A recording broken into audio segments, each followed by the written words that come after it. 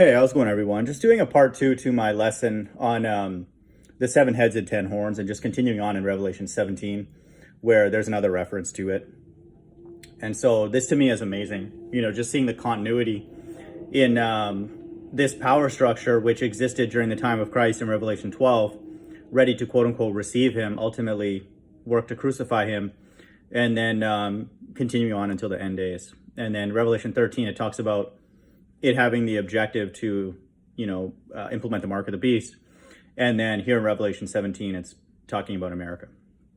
And so it's central to the entire book of Revelation. And really it is clear that it's been central to being part of God's left-hand side throughout human history. So it's amazing. So, my position, I want people to understand, I would say there's some sort of flexibility here in the sense that I believe that this could be layered in terms of these 7 heads and 10 horns being symbolic of other things. But my teaching fundamentally is that the power structure in the last days is a one world government of all nations, including Israel. A lot of Israelites working for the beast, and then chilling for the beast, and then taking the mark of the beast and then being destroyed, ultimately with fire. And that's body and soul. That's a permanent destruction. So even majority of God's chosen people are going to be destroyed, for sure. And so obviously the 144,000 is the exception. And then there will be some righteous Israelites who will refuse the mark of the beast, and then they'll be part of the mixed multitude. So there is a group called the mixed multitude from all nations that, will not worship, this beast, which, like I said, has existed throughout human history. So, but ultimately all nations on earth are aligned with, that beast, and ultimately compose and make up that beast. And so these 7 heads, my teaching is that it's symbolic, of these pillars.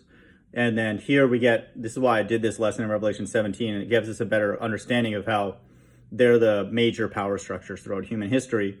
And then these 10 horns, which I am teaching that they're on every one of the heads, represent the 70 nations in the Bible post-flood. And so they're God's entire left-hand side.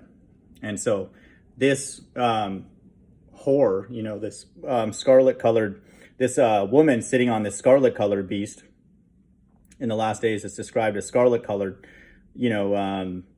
with like an evil, objective, is America. And so, it's going to be underpinned by all nations.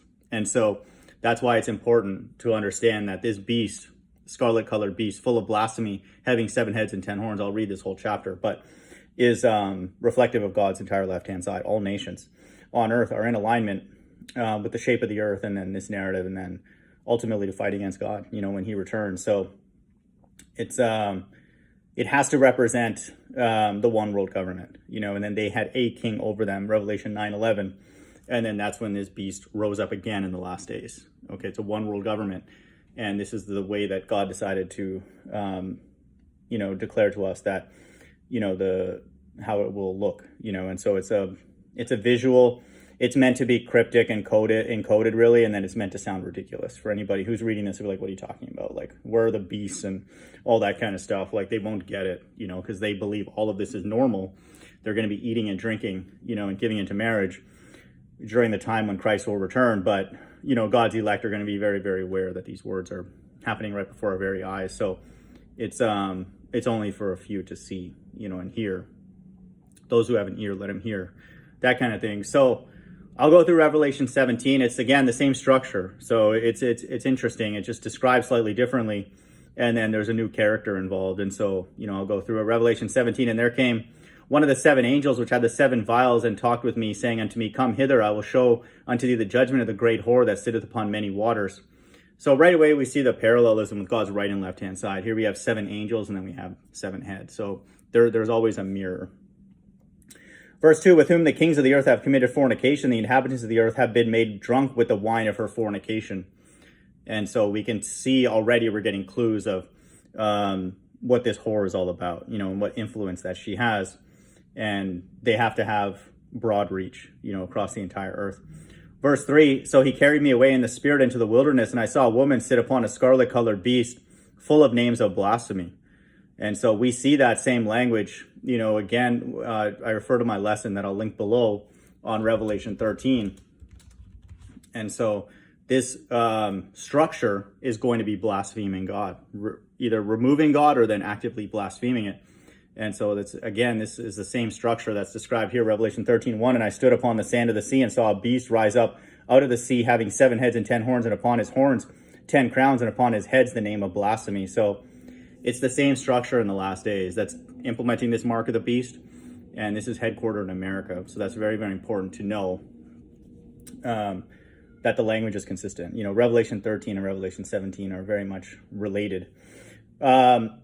Verse 4, and the woman was arrayed in purple and scarlet color. That just shows that it has rulership, and power over the entire earth, and decked with gold and precious stones and pearls, having a golden cup in her hand full of abominations and filthiness of her fornication. So a golden cup in her hand, so it's like raising it up. It's like proud of it. It's the complete inversion, of what God would want. So it just, again, gives us clues as to who this is. Verse 5, and upon her forehead was a name written, Mystery, Babylon the Great, the mother of harlots and abominations of the earth. So we'd have to look to understand what this place is in Revelation 17 and 18 is look at the common denominator, the source of all the abominations on the earth. And it could not be more obvious that this is America.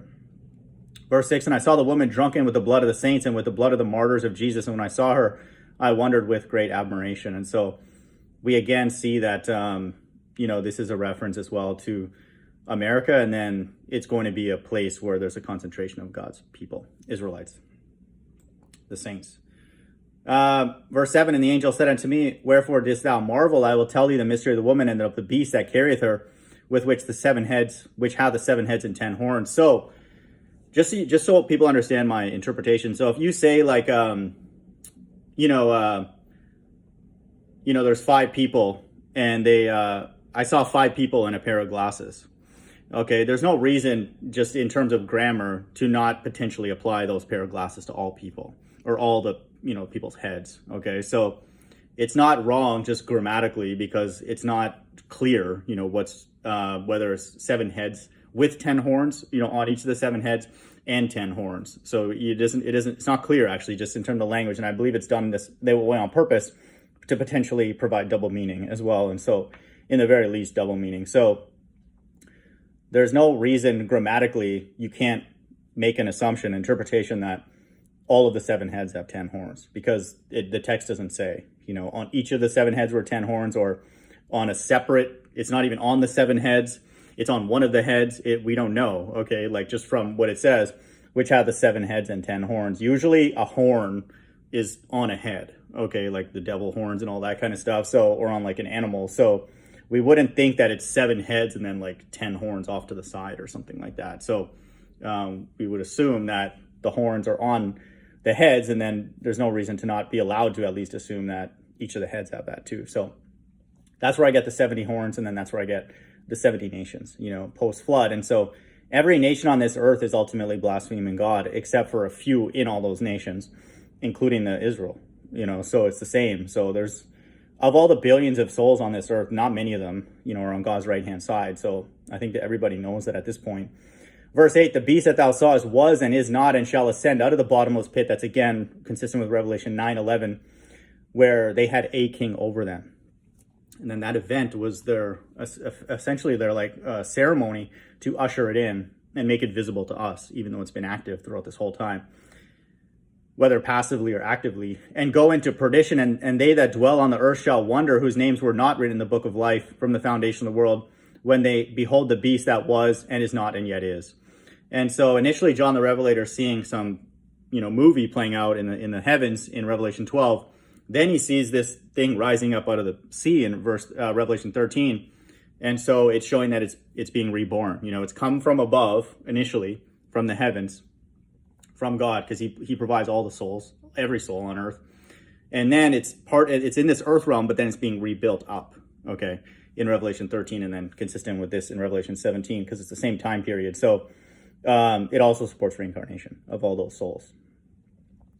And they that dwell on the earth, so it has to be a worldwide power structure, shall wonder, whose names were not written in the book of life from the foundation of the world, when they behold the beast that was and is not and yet is. So that's supporting reincarnation. And here is the mind which has wisdom. The 7 heads are 7 mountains on which the woman sitteth. So mountains are usually power structures, okay? And so this is starting to give us a clue about what these pillars are. And then this is the same, very, very similar language to Revelation 13:2, which again, all these things are related. And the beast which I saw was like unto a leopard, and his feet were as the feet of a bear, and his mouth as the feet of a lion. And the dragon gave him power. So those are language that's used to describe the power structures in history, in Daniel. And so now we're getting to see what the underpinning of these heads are. And we're given clues here how that is. I'll read that again. And there were 7 kings. I'll read 9 again. And here is the mind that hath wisdom. The 7 heads are 7 mountains on which the woman sitteth. Okay.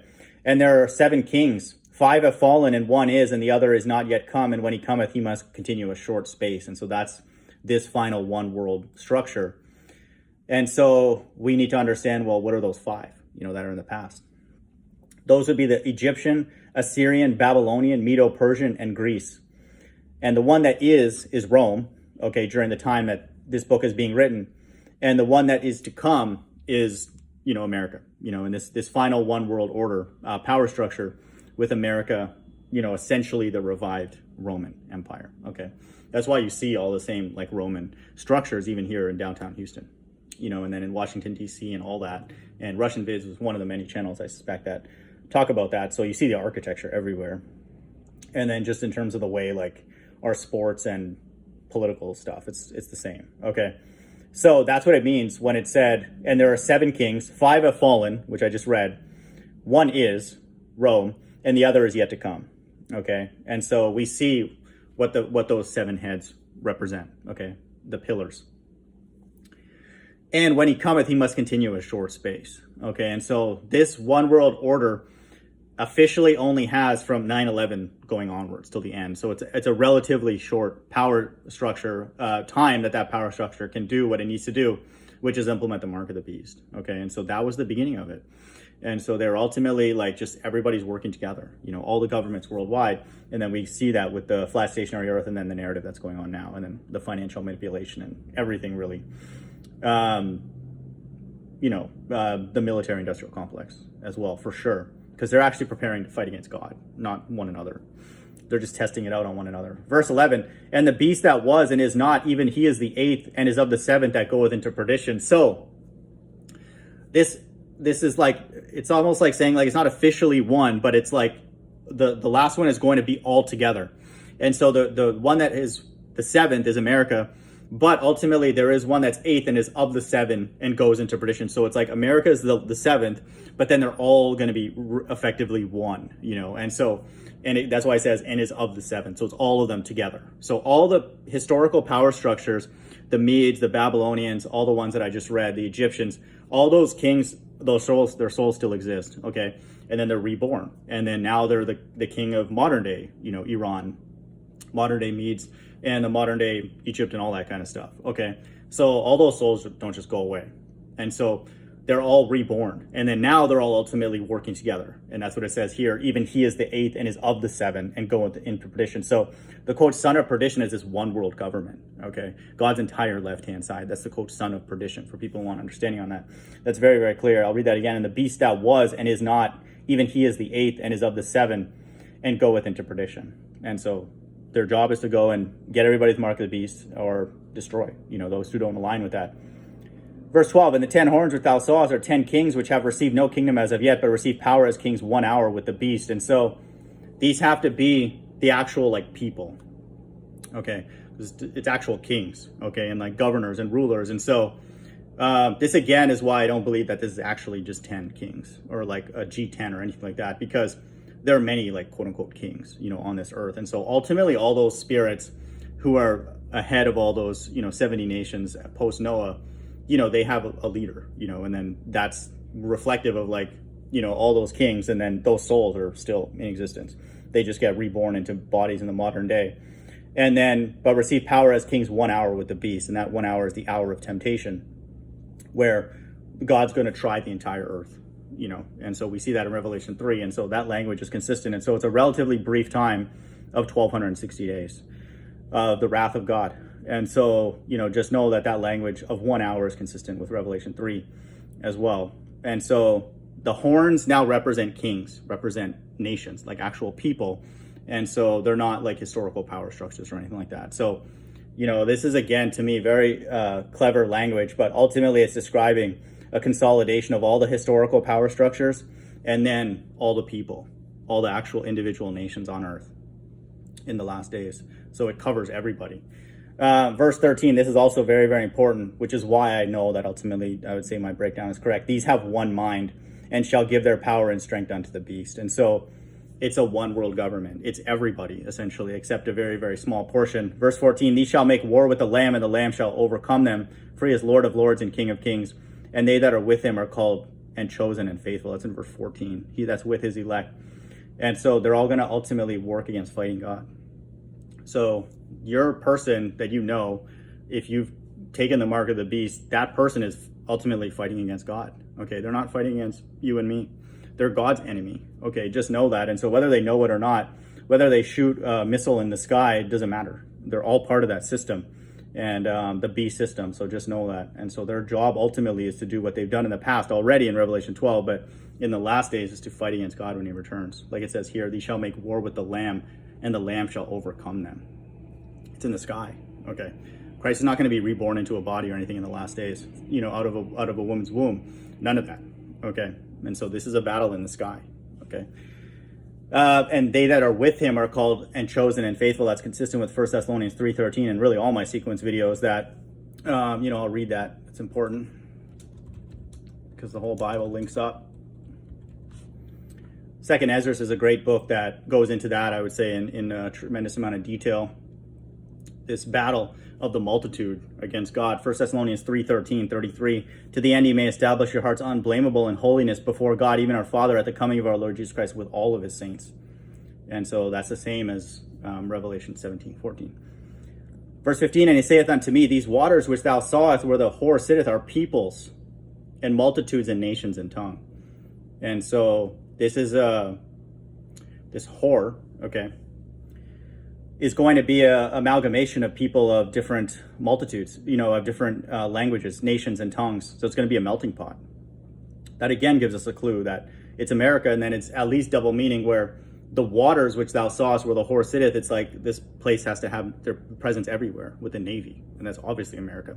Vatican doesn't have a freaking navy or anything like that. There's no other country that has the money, first of all, to make vessels that will sit on waters worldwide except America. And so that also proves that it's America, this quote-unquote whore. Verse 16, and the 10 horns which thou sawest upon the beast, these shall hate the whore, and shall make her desolate and naked, and shall eat her flesh and burn her with fire. And so this is essentially going to be the assembly of great nations that's described in Jeremiah. And so what's a nation in Bible language? It's people, okay?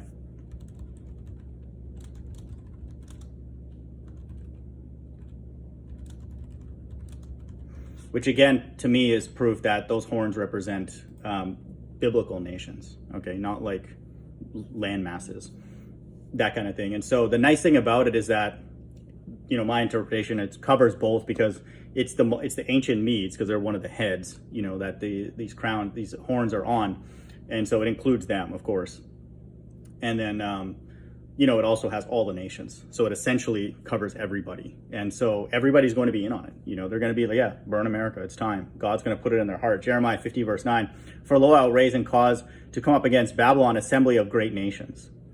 Assembly of great nations from the north country, and they shall set themselves in array against her, and from thence she shall be taken. Their arrow shall be as of mighty expert man, none shall return in vain. So this could literally be like just all the countries with military power, just send it over. We know at least it's going to be Iran and China, because we see that in the news. So, and North Korea. So, but most importantly, it's assembly of great nations. And so when the Bible is being written in Jeremiah's time, it's talking about nations of people. And so that's what I believe those 10 horns times 7 is the 70 nations, how this whole thing was the foundation of it, post flood.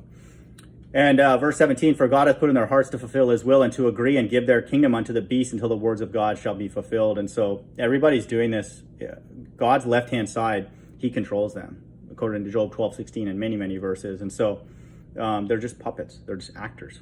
Verse 18, and the woman which thou sawest is that great city which reigneth over the kings of the earth. And so There's not just 10 kings on earth, okay, or anything like that. There's lots, okay? And so that also, it doesn't make sense that it's the G7 and the G10 or something like that. And G7 and G10 have overlapping nations, so it can't be that anyway. And so that doesn't make sense. And it's not Europe. You know, Europe would not be the first place that a person would think that's going to be involved in this destruction. The first places I would think are, like I said, the list, Iran, China, and North Korea. Okay. Like I read in Jeremiah 50 verse 9, from the North country. Okay, Europe's not like making like missiles and stuff. I'm not like obviously involved, and they're all part of these assembly of great nations, but they're not going to be the ones who are like, you know, the chief people behind this. You know, assembly of great nations from the North country, and they shall set themselves in array against her. So it's going to be even in the water, you know, I suspect as well. So it's going to be literally surrounded. So those other interpretations really don't make sense. So the 7 heads and 10 horns ultimately have to refer to the one world power structure, because that's what's happening. It's essentially being coalesced, consolidated, and then but it's existed from earlier. It's just there's more people. Okay, those kingdoms were smaller now in the past in Revelation 12, and they've just grown because they've had kids, okay, and like they've expanded, and there's more people presumably growing, you know, increasing the population of the earth. But the root of them is the 70 nations, you know, after the flood. And so, but you know, it's just all those people, you know, and then they have the kings over them, which is again symbolic here of the 7 heads and 10 horns. And then but they're all aligned, okay, except for small portions of people, you know, within all those nations, including Israel. So it makes sense. So that's my understanding, again, of just going through Revelation 17, just to kind of go through this, because it also talks about the 7 heads and 10 horns. And so ultimately, the only interpretation that makes sense of the 7 heads and 10 horns has to involve nations, in my opinion, because that's the way the Bible speaks of nations everywhere as groups of people, groups of souls, not like, you know, Europe or France or anything like that. And then it has to talk about a one world structure, because first and foremost, we see that. Just for, if you're a flat earther, you get that for free. So you can almost work backwards and you know exactly what it is. But it makes sense. And so that's the 7 heads and 10 horns as well. That's my understanding of Revelation 17. Hope everyone's doing well. Bye.